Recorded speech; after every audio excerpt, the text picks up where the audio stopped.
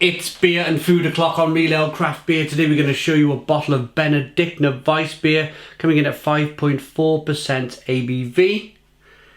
There's a look at the bottle cap. Without further ado, the food. Let me show you the food. The food, we're going to pair it with some rzige Tyrolini. It looks like dried German sausage. And it's by Handl in Germany. I'm going to look forward to that. Should be pretty good. But first of all, let's get the beer out into a glass, see what we get. Nice bit of smoke on the bottle opening. Beer in the glass then. I mentioned so many times over the reviews of these German beers that I live in the UK and it's very difficult for me to get my hands on proper Weiss. Well, this is a proper Weissbier glass, but unbranded Weissbier glasses. So I kind of have to have been sent this Weizen glass by Paulaner. It's the only thing I can get my hands on. Preferably, I would have preferred to have used a Benediktiner Weissbier glass, but I just don't have one. So hence we're using the Paulaner glass.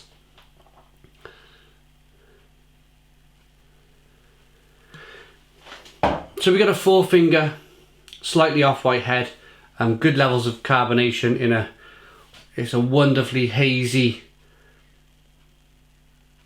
amber straw-coloured beer. I like the name of this. It's Benediktiner. It's like I bet it's been brewed for a long time. We'll have a look at the age of the beer, how long it's been brewed for. Maybe it doesn't say. Doesn't matter. It does matter, but we just haven't got a date. Comment in the comments box. When did Benediktiner Weissbier first come out? Aroma. Or when did Benediktiner Brewery first started brewing beers? That's what we want to know, isn't it? Comment in the comments box. I'm making a right meal of this today. Banana, clove, spice, pepperiness. It smells terrific, absolutely terrific. There's a slight smokiness coming from the beer, like they've added just maybe a touch of smoked malt. It smells fantastic. Let's dive in. Cheers, everybody.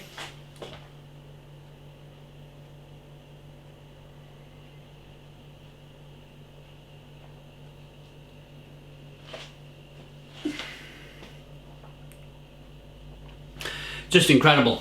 Just absolutely incredible beer.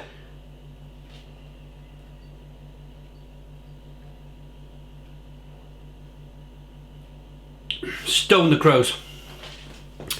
Stone the crows. What a fantastic beer. There is a touch of smoked malt going on. I'm pretty sure of it. The beer has just got a wrapping, creamy denseness to it that is just typical for Weissbier. It's peppery, it's spicy, it's bitter on the back end. There's clove, there's banana flavours coming from the yeast that they've used in the beer. It's just, and the good thing about this is that there's still a little bit of beer in the bottom of the bottle. You mix it round, you mix all of the yeast up, and then you throw it into the glass. Have a look at the difference now of the beer.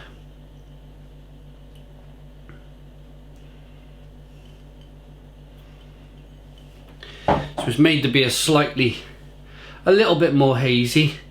A lot of the flavour in this Weissbier is in the yeast. It comes from the yeast. And what happens is that the yeast, as the bottle sits on the shelf, the yeast makes its way to the bottom of the bottle and it needs stirring up. It needs washing around and dumping in your beer, in your Weissbier.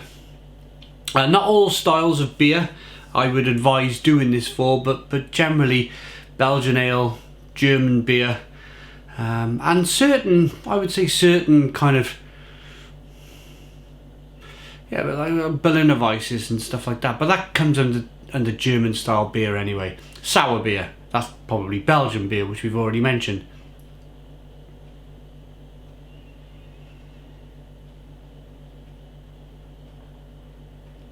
Carbonation pushes the beer around the inside of the mouth, releases more flavour. It's just fantastic. It's just fantastic beer.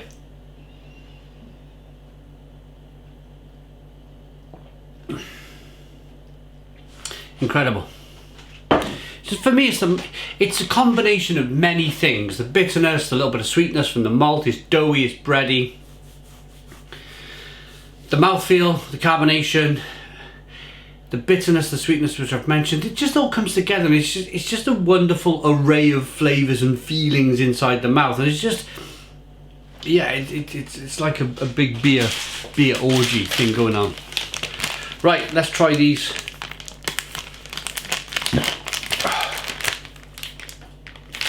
Lovely looking German snacks. This is typical German beer snack, I would say.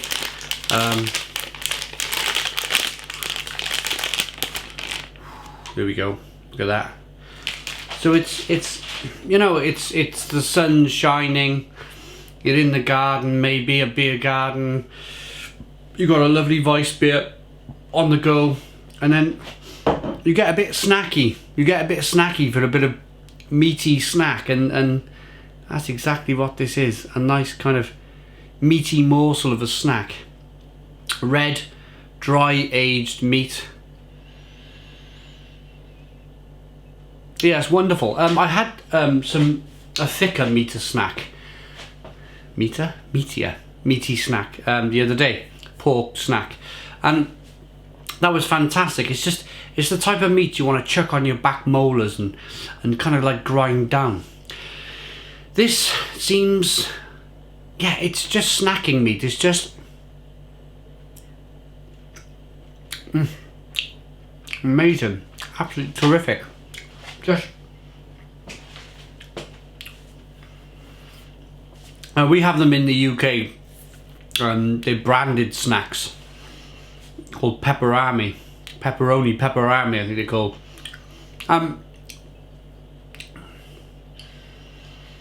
You see them for sale in pubs, and it works, but they're stupidly expensive.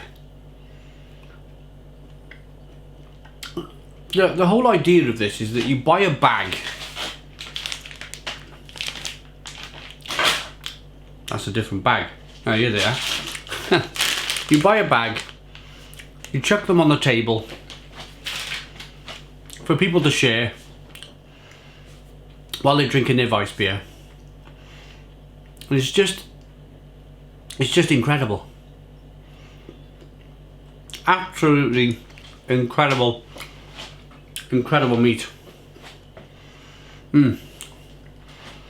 Salty,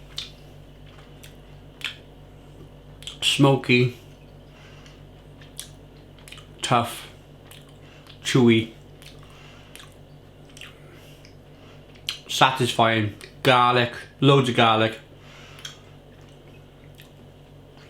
How's it go with the beer?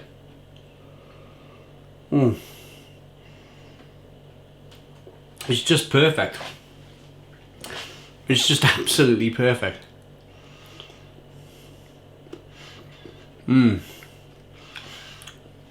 I'd like to buy this thinner meat. I've seen this stuff in Lidl and Aldi, the dried German meats, being in German supermarkets. But they're quite thick. You buy the big, thick, kind of girth, fat ones. I mean, it's nice. Cut them up into slices, but this works more for me. This is more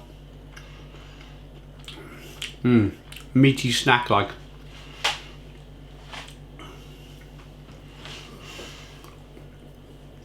Perfect. The Germans have got it right. The Germans have got it down to a T. It's perfect. What a fantastic lifestyle. Relatively, very cheap beer. Great food. Great engineering. A fantastic economy. What more do you want? Oh, and the female Lederhosen and things. They've got it smack on right. I'm going to rate this beer. I think that is a terrific example of a Weizen Benediktiner Weissbier, 5.4% ABV. Go out and try it if you can. I like that enough to give it a Stone the Crows 9 out of 10. 9 out of 10 from Real Ale Craft Beer. And these, I keep putting them down. These snacky things, rzige Tyrolini, are just terrific. Terrific. They're a 9 out of 10 also. Thanks for watching. Put your comments in the comments box. Please subscribe to our daily beer and food reviews. Give us a big fat thumbs up. Boom! Cheers.